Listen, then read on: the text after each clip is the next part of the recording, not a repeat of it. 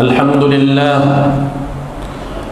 لله الذي أنزل على عبده الكتاب ولم يجعل له عوجا قيما لينذر بأسا شديدا من لدنه ويبشر المؤمنين الذين يعملون الصالحات أن لهم أجرا حسنا وهو الله في السماوات العلى يعلم سركم وما تكسبون من الحسنى اللهم صل وسلم وبارك على سيدنا المصطفى نبينا المجتبى وعلى آله وأصحابه ومن تبع الهدى أما بعد. قال الله تعالى في كتابه العظيم وهو أصدق القائلين: أعوذ بالله من الشيطان الرجيم يا أيها الذين آمنوا اتقوا الله ولتنظر نفس ما قدمت لغد واتقوا الله إن الله خبير بما تعملون. ثم قال تعالى: يرفع الله الذين آمنوا منكم والذين أوتوا العلم درجات. ثم قال تعالى: هل يستوي الذين يعلمون والذين لا يعلمون. ثم قال رسول الله صلى الله عليه وسلم: العلماء ورثة الأنبياء فإن الأنبياء لم يورثوا درهما ولا دينارا ولكن ورثوا العلم فمن أخذه فقد أخذ بحظ وافر أو كما قال رسول الله صلى الله عليه وسلم. صدق الله العظيم وصدق رسوله النبي الكريم ونحن على ذلك من الشاهدين والشاكرين والحمد لله رب العالمين. معاشر المسلمين, jamaah salat Jumaah yang dimuliakan Allah Subhanahu wa taala. Alhamdulillah, di hari ke-15 dari bulan Rabiul Awal 1443 Hijriah ini, Allah masih mengamanahkan hidup kepada kita. Allah berikan kepada kita kesempatan untuk kembali memperingati Maulidur Rasul sallallahu alaihi wasallam. Di antara misi beliau adalah yukhrijun nas minaz zulumati ilan nur, mengeluarkan manusia dari kegelapan, kebodohan menuju kepada terang benderangnya ilmu pengetahuan. Ma'asyiral muslimin, saudara-saudaraku hafizakumullah ajma'in, bahwa di antara pembeda kita dengan makhluk yang lain adalah ilmu yang Allah ajarkan kepada manusia. Bahkan Allah mengajarkan ilmu tersebut di dalam surga, sebagaimana di dalam surah Al-Baqarah Allah menegaskan: wa 'allama Adam al-asma'a kullaha. Allah lah yang mengajarkan ilmu itu kepada Adam, dan ketika itu Adam alaihi salam masih berada di dalam surga Allah Subhanahu wa taala. Dan Allah Subhanahu wa taala mengangkat derajat orang yang berilmu, karena misi baginda Rasul sallallahu alaihi wasallam adalah menerangi bumi dan alam semesta ini dengan ilmu pengetahuan. Secara singkat di awal khutbah ini ingin dikatakan bahwa ilmu itu dan seluruh hikmah dan kebijaksanaan adalah sesuatu yang hilang dari seorang mukmin, yang dimanapun ia mendapatkannya maka dia wajib untuk mengutip dan mengambilnya. Sebagaimana hadis Rasul sallallahu alaihi wasallam, al-hikmatu dallatul mu'min aina wajadaha fahuwa ahaqqu biha. Hikmah, ilmu dan kebijaksanaan itu adalah sesuatu yang hilang dari seorang mukmin. Apabila ia menemukannya, maka hendaklah ia segera mengambil atau mengutipnya. Saudara-saudaraku hafizakumullah ajma'in, jika kita telaah dan kita lihat secara jujur, maka negeri-negeri yang mayoritas muslim adalah negeri-negeri yang terkebelakang dalam ilmu pengetahuan, wabil khusus dalam informasi dan teknologi, dalam perkembangan teknologi.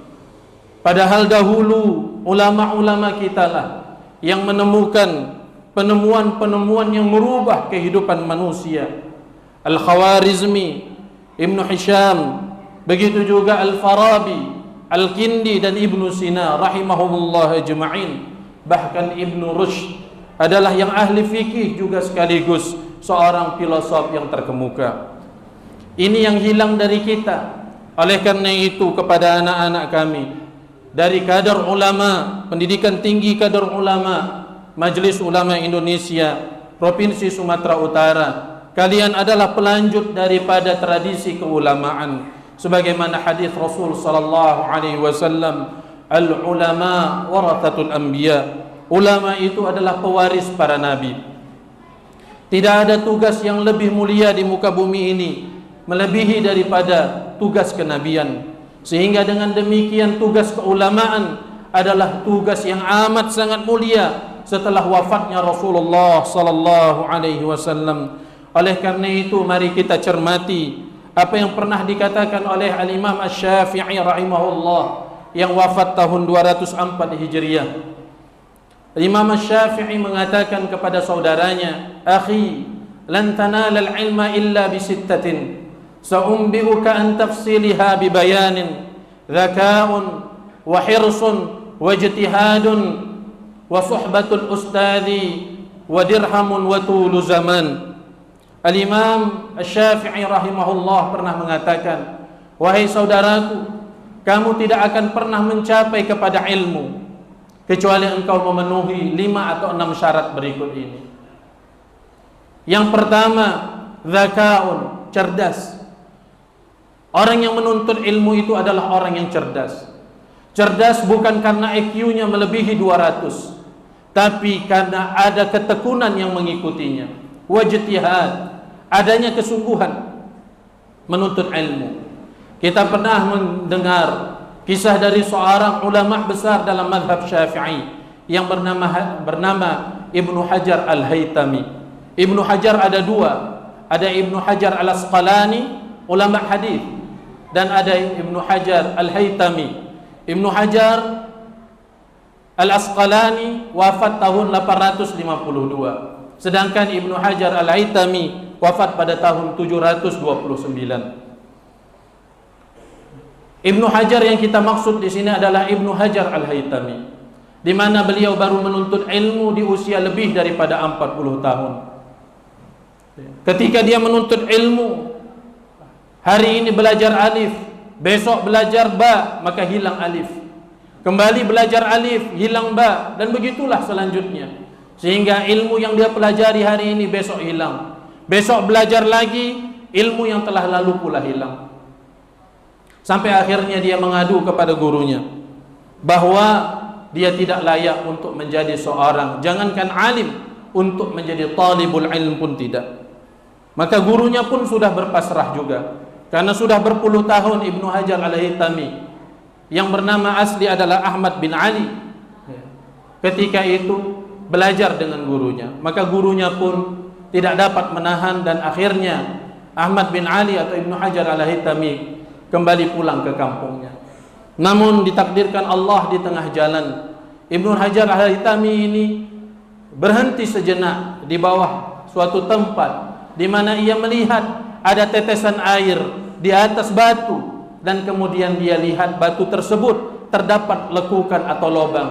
Kemudian dia tadahkan tangannya persis di bawah tetesan air itu, dan dia mengatakan bahwa yang jatuh adalah air. Kenapa batu ini bisa lekuk atau berlubang? Itu tandanya bahwa air itu begitu lama menetes. Dan Ibnu Hajar Al-Haytami diilhami oleh Allah Subhanahu wa taala dengan sebuah kebijaksanaan dan ilmu, bahwa berarti aku menuntut ilmu belum lama lagi, harus lebih lama lagi dan harus lebih panjang lagi. Maka dia kembali kepada gurunya, dan ditakdirkan Allah menjelang umur 70 tahun Ibnu Hajar Al-Haytami pun menjadi seorang ulama besar, wabil khusus dalam mazhab Syafi'i.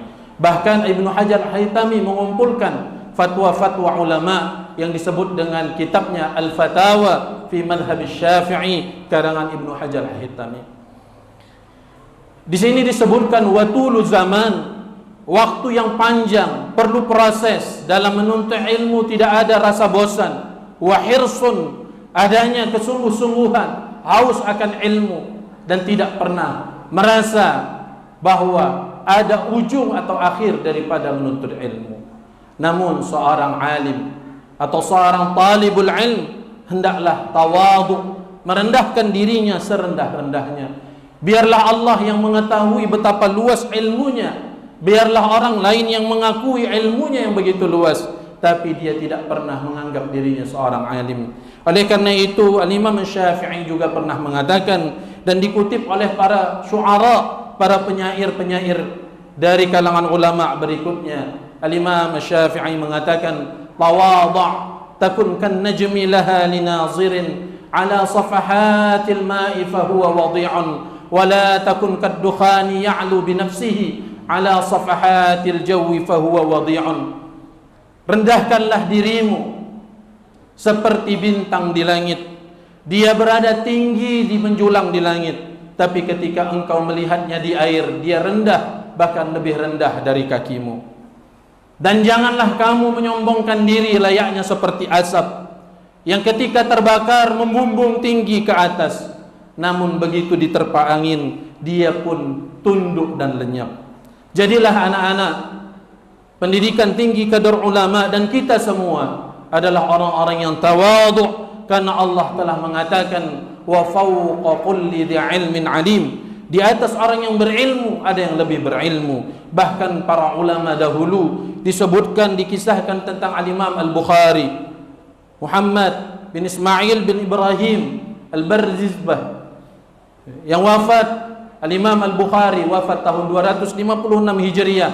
Beliau menghafal, inni hafiztu hadis Rasulullah sallallahu alaihi wasallam, hadis Rasulullah sallallahu alaihi wasallam alfa haditsin. Aku menghafal hadis Rasul sallallahu alaihi wasallam lebih daripada 1 juta hadis. Namun mereka tidak pernah mengakui dirinya sebagai muhaddits. Bahkan Imam Ahmad juga demikian, dan ulama-ulama kita dahulu, mereka bukan hanya hafal Al-Quran, tapi juga hafal hadis Rasul sallallahu alaihi wasallam. Maka daripada itulah adab daripada talibul ilm adalah merendahkan dirinya, tidak pernah merasa dirinya orang yang hebat. Jadilah anak-anakku sekalian layaknya seperti ilmu padi, semakin berisi semakin merunduk.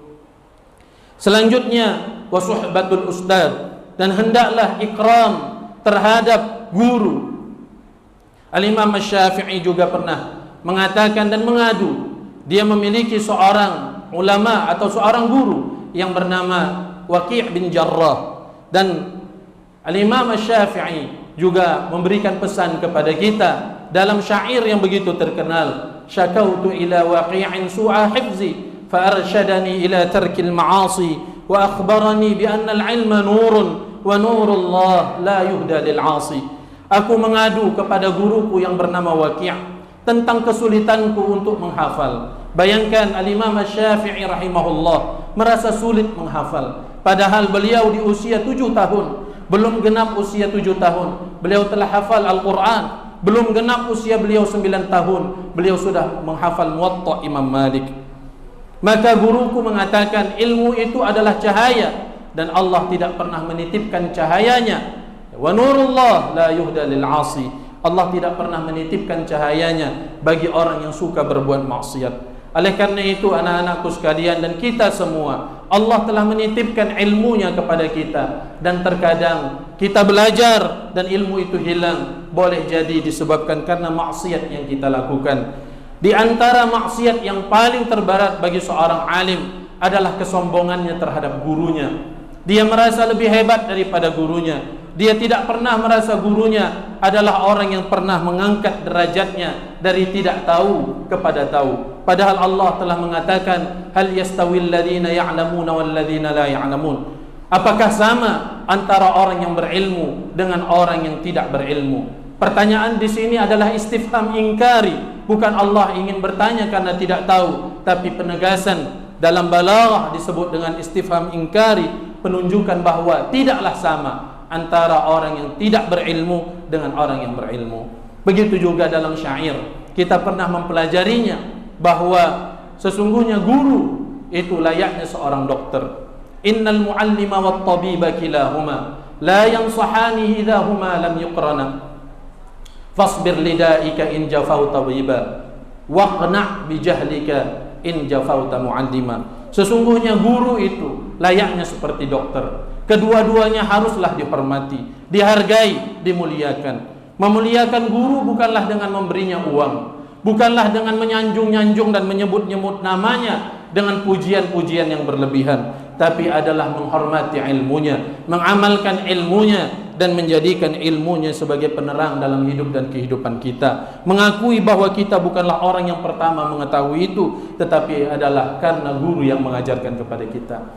Maka kata syair itu tadi, bersabarlah engkau dengan penyakitmu apabila engkau tidak tunduk, tidak mau mentaati nasihat dokter, dan bersabarlah engkau dengan kebodohanmu apabila engkau melawan gurumu.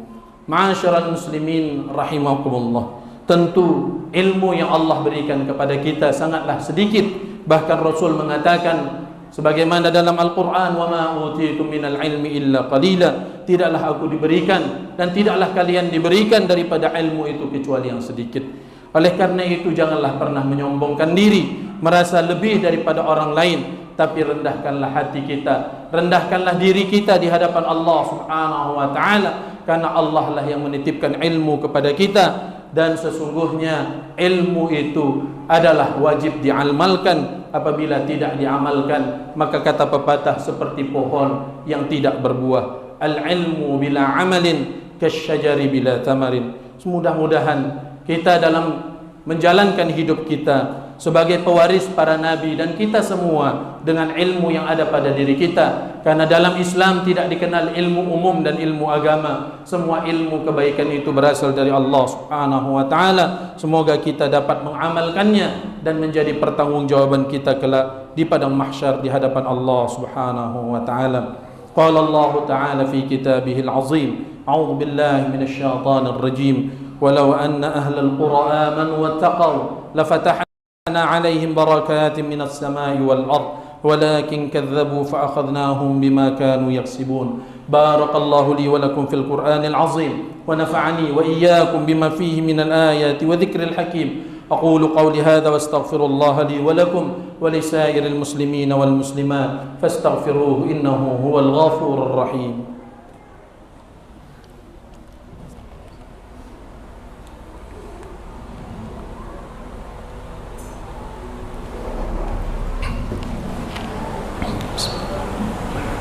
الحمد لله غافر الذنب وقابل التوبة شديد العقاب، لا إله إلا هو إليه المناب. أشهد أن لا إله إلا الله وحده لا شريك له الكريم التواب، وأشهد أن محمدا عبده ورسوله البشير النذير والسراج المنير، صلوات الله وسلامه عليه وعلى آله وصحبه الذين آمنوا به وعزروه ونصروه واتبعوا النور الذي أنزل معه وأولئك هم المفلحون. أما بعد فيا عباد الله، أوصيكم ونفسي بتقوى الله وطاعته، لقد فاز المتقون. قال الله تعالى في كتابه العظيم، أعوذ بالله من الشيطان الرجيم، يا أيها الذين آمنوا اتقوا الله وقولوا قولا سديدا يصلح لكم أعمالكم ويغفر لكم ذنوبكم ومن يطع الله ورسوله فقد فاز فوزا عظيما.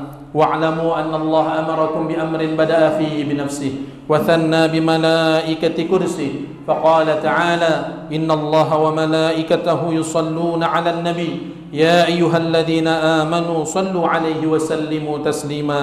اللهم صل وسلم وبارك على سيدنا محمد وعلى آل سيدنا محمد كما صليت وسلمت وباركت على سيدنا إبراهيم وعلى آل سيدنا إبراهيم في العالمين إنك حميد مجيد.